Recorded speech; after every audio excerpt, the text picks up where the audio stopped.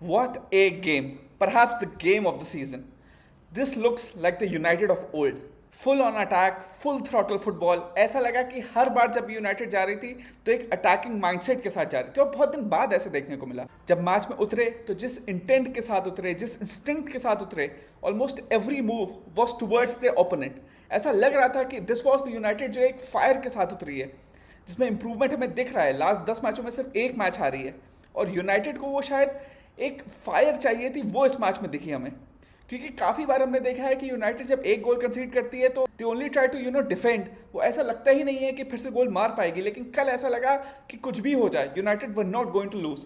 वो इस माइंडसेट के साथ उतरे थे कि भाई हमें ये मैच जीतना ही जीतना है, भले ही फिर वो ड्रॉ हुआ, but at least there were so many improvements that you got to see, at least in the attacking front.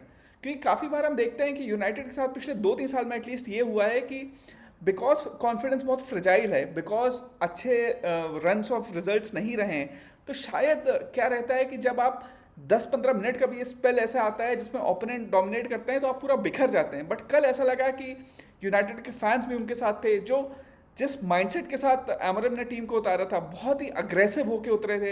And I think जो फर्स्ट हाफ यूनाइटेड ने खेला, it was perhaps the best under Amorim, क्योंकि हर आदमी press कर रहा था, हर आदमी was close to the ball.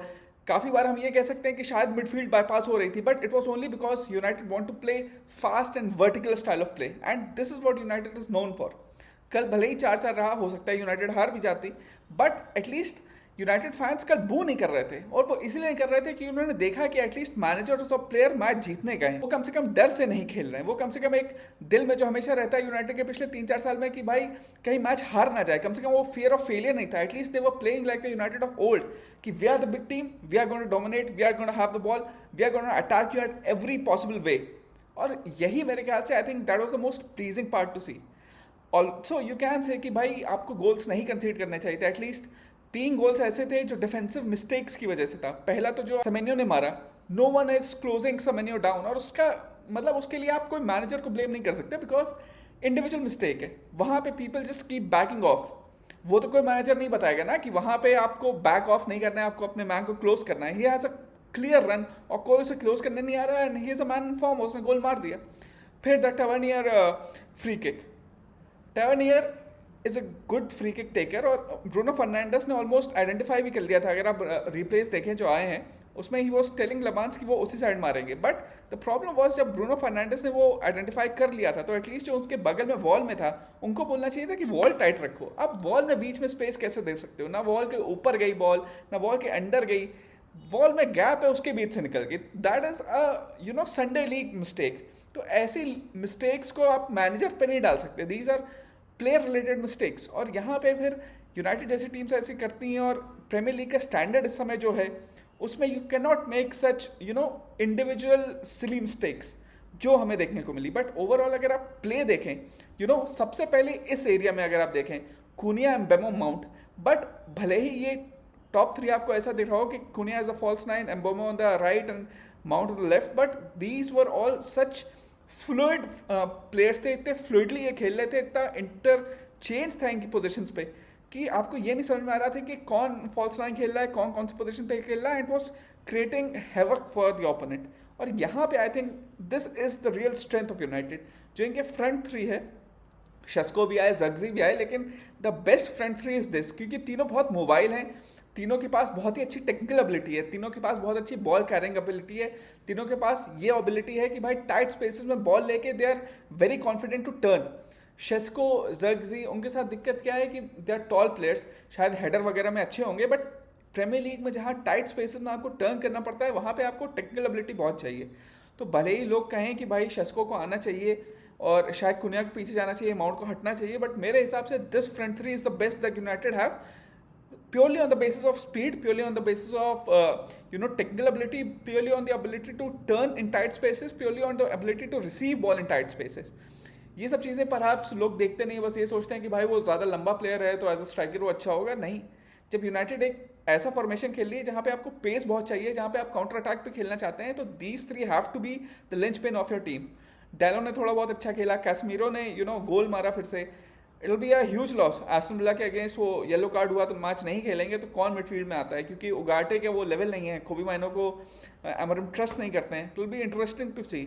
बाकी अगर आप बॉर्नमथ के लिए देखें, उनकी बात तो आपको माननी पड़ेगी, दे डिडंट गिव अप। जब यूनाइटेड एकदम टॉप पे भी थी, दे डिडंट कंसीड। उन्होंने अपना सॉर्ट ऑफ डिफेंसिव स्ट्रक्चर रखा है, एंड दे न्यू कि भाई यूनाइटेड में एडन हेवन खेल रहे हैं एज अ सेंटर बैक, अभी बहुत यंग है, आर्सेनल से आए हैं, कॉन्फिडेंस शायद इतना नहीं होगा, तो दे गेट द चांसेस। तो वो मानना पड़ेगा कि Bournemouth had some sort of composure. उन्हें मालूम था टाइम मिलेगा, जब स्पेस मिलेगी, जब चांसेस मिलेगी, they will be able to convert, and they converted.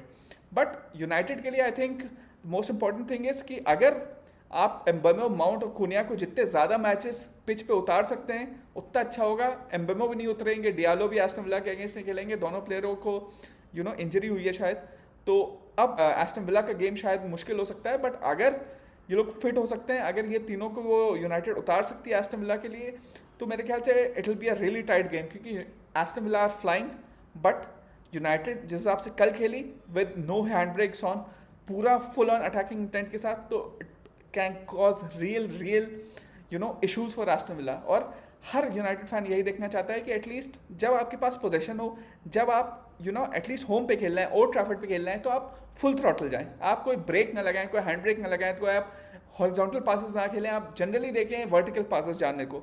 And I think the chief architect in all this is Bruno Fernandes. उनसे बोला गया है इस बार शायद उनकी अटैकिंग मिडफील्डर वाली पोजीशन ली गई है, उन्हें थोड़ा पीछे भेजा गया है, but at least he is trying to make this position his own. He has a brilliant running ability. कल free kick was fantastic, out of this world. इसलिए मुझे लगता है कि काफ़ी लोग जब उन्हें क्रिटिसाइज करते हैं कि perhaps it's not his best position, तो भाई वो पोजीशन की क्रिटिसिज्म होनी चाहिए। ये नहीं होना चाहिए कि आप ब्रूनो फर्नांडिस पे सवाल उठा रहे हैं, क्योंकि as a United player he has been one of the greatest players in the last 10 years. Even in mediocre teams he has been able to deliver you results time after time. And I think United fans should appreciate him more. Senne Lammens काफ़ी better लग रहे हैं Andre Onana से। Still he has things to learn. For example जो free kick में जैसे Bruno ने उन्हें इशारा भी किया था कि आप उसी साइड जाइए, but he couldn't read it. तो ये कुछ चीज़ें हैं जो वो ट्वीक कर सकते हैं, but overall I think it was a very positive day for United, very positive day to be a United fan, because this team looked very very attacking minded. बहुत दिनों बाद ऐसा लगा कि एज अ बड़ी टीम वो खेली। एक होता है जब आप मैच में उतरते हो तो you should feel like a big team, तो बिग टीम के होने का आज उन्होंने एहसास दिलाया। तो I think things are getting better. पिछले 10 मैचों में बस एक मैच हारा है, things are looking on an upward curve. 30 goal मारे हैं प्रीमियर लीग में, which is the same as Arsenal. तो चीज़ें are improving and let's see कि ये अपवर्ड ट्रेजेक्ट्री कहाँ तक लेके जाती है। Overall a great game for United. आप लोग भी बताइए क्या आपको लगता है कि क्या ये ट्रेजेक्ट्री कायम रहेगी, and please do like, comment and subscribe if you like this video.